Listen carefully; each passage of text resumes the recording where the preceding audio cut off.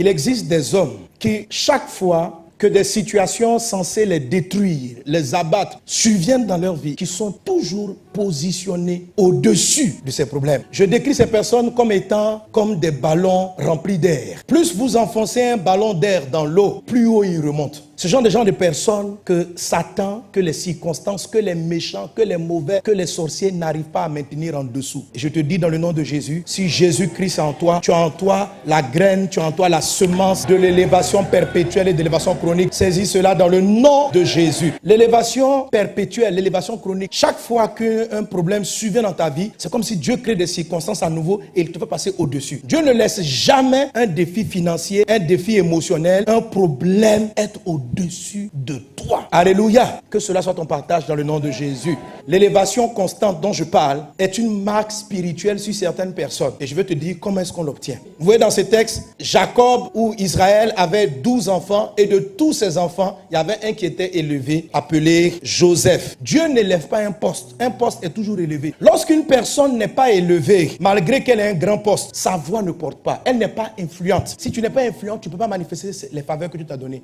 Donc l'élévation est un habit. C'est une onction. Le monde spirituel le perçoit. L'habit spirituel est conçu par des actions. Donc tu fais des choses habituellement et puis subitement, Dieu envoie sur toi un revêtement. Et même si tu n'es pas le chef dans un endroit, tu sens que quand Dieu te met quelque chose à cœur et que tu parles, les gens te comprennent. La Bible dit de Joseph que lorsqu'il est arrivé dans la maison de Potiphar, un esclave comme tout le monde, Potiphar l'a non seulement apprécié, Potiphar l'a établi, mais il a fait prospérer Potiphar. Ça signifie que même les autres employés suivaient Joseph. Parce que si dans une entreprise, tout le monde te combat, ton patron n'a qu'à te donner le poste que tu veux. Tu ne pourras pas travailler. Mais Joseph a fait prospérer toutes les maisons parce qu'il était influent. J'ai fouillé dans la parole de Dieu et pour remarquer quelles sont les caractéristiques des gens qui sont toujours mis au-dessus des problèmes. Et Joseph est un exemple. Ce qu'il faisait était la raison pour laquelle chez son papa, il était au-dessus. Chez Potiphar, il est passé au-dessus. En prison, il est passé au-dessus. Chez Pharaon, il est passé au-dessus. Qu'est-ce qu'il avait? La première de ces choses, Joseph savait aller de l'avant. Et quand vous lisez, il n'est pas le seul. On va visiter rapidement Job. On va visiter David. Eux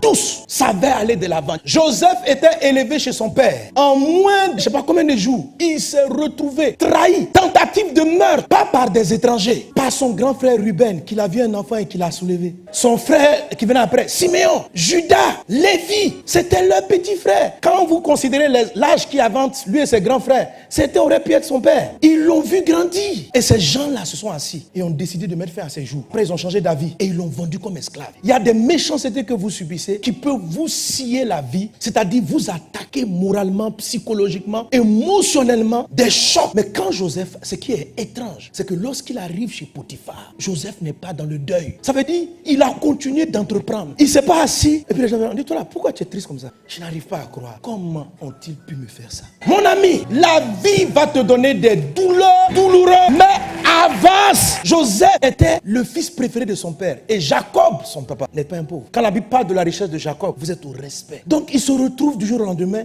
boy, esclave, par la méchanceté des personnes. Mais il a assumé sa situation. Il dit, c'est là que recommence mon histoire. On va avancer. Arrête de pleurer le passé glorieux de ton papa. Avant, votre famille, vous avez de l'argent. Mais maintenant, tu as des problèmes avec le plat de midi. Mon ami, c'est fini. Avance. Ton avenir est devant toi. Tu es toujours dans le deuil de ton passé. Quand ton mari était là, quand ta femme était là, tu avais des privilèges. Maintenant, il est parti. 2 ans, tu es toujours dans le deuil. Tu as mis un gros foulard noir. Et tu vas à l'église avec ta grosse Bible. Frère, prions. Attristé, trahi par la vie. Comment ces choses-là ont pu t'arriver? Je suis triste pour ce qui t'est arrivé. Mais si Dieu t'a laissé vivant, c'est qu'il y a quelque chose devant. Avance. Les gens qui portent l'habit de l'élévation, ce sont des gens, frère, ils ont un temps pour pleurer. Mais à un moment donné, sèche tes larmes et puis il faut avancer. Tu travaillais, les collègues se sont mis contre toi. Ils ont menti et on t'a renvoyé. Tu n'as plus de voiture de service. Tu n'as plus tout ça. Et chaque fois que tu passes devant la boîte, ce que vous m'avez fait là, Dieu ne dort pas. Si tu n'avances pas, tu auras l'impression que Dieu dort. Tu ne seras jamais dans la position où ils viendront reconnaître que Dieu t'a choisi. La Bible dit, Joseph a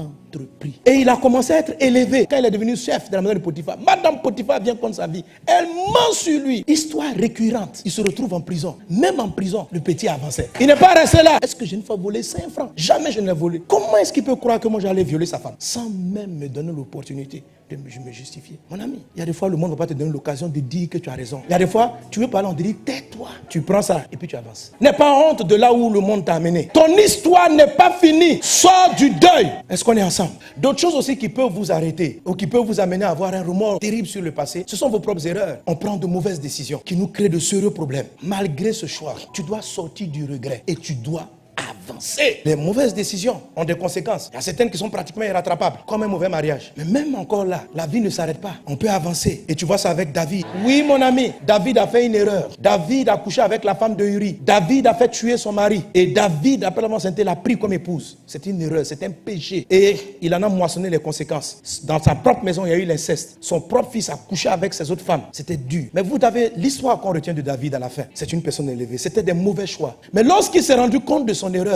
il a demandé à Dieu pardon. On a dit qu'il y avait les placements d'argent, agro-business. C'était on vidait les comptes de l'entreprise en disant qu'ils allaient mettre le mois suivant. Il ne fallait pas faire ça, c'est un péché. Mais tu as fait l'erreur. Tu es rentré dans un mariage compliqué. On ne t'a pas mis là-bas. C'est toi-même qui as dit oui devant les mains. Depuis cette erreur, tu n'avances plus. D'abord, répands-toi de ton péché comme David l'a fait. Il s'est repenti sérieusement. Et il a décidé d'avancer. Quand on a dit que l'enfant est mort, il dit frère, lui il s'est levé. Il a fini de pleurer. Dis à il faut finir de pleurer. Depuis 2 jours là, tu pleures seulement. Je dois. Même si tu es en prison parce que tu as mal fait, pleure et puis planifie comment tu vas sortir travailler. Amen. Après sa repentance, Dieu a corrigé son erreur. C'était plus la femme de Uri.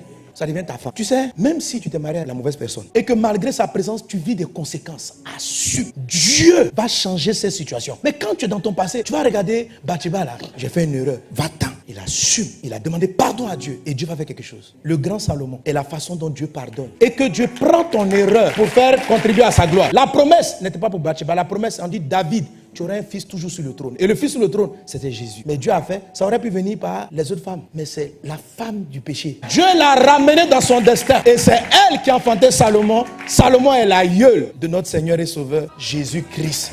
Ton destin est devant. Est-ce qu'on a besoin de savoir ce qui arrive dans notre dos? Non, c'est important. S'il y a un danger, tu peux regarder derrière. Mais Dieu a fait de sorte qu'on a 2 yeux. Il n'a pas équilibré. Il peut mettre un œil sur la nuque. Dieu a mis les 2 yeux devant pour dire toujours que le destin d'un homme, c'est devant. Et même quand tu avances, il y a des fois tu entends un bruit à l'arrière. Dieu a donné un coup pour qu'on regarde. Mais si tu veux trop regarder, tu vas te faire un torticolis. Tu comprends, non? La tête doit être toujours tournée vers l'arrière. Ce n'est pas la forme normale du corps. La forme normale, c'est comme ça. Et quand on fait ça, c'est une exception. On regarde d'où on vient pour savoir mieux sauter. Ce n'est pas pour rester dans un passé. Tourne-toi, tes 2 yeux sont devant. Avant. Amen.